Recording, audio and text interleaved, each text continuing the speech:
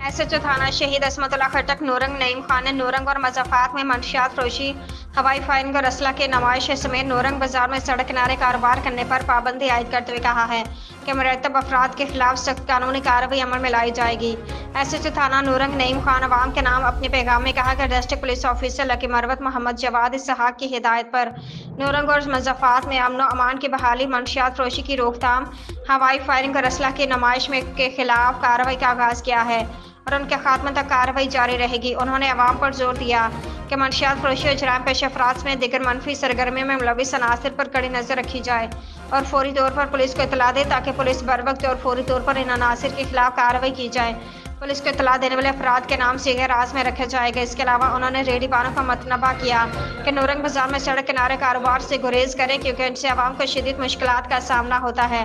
खिलाफ वर्जी करने वालों के खिलाफ कानूनी कार्रवाई अमल में लाई जाएगी।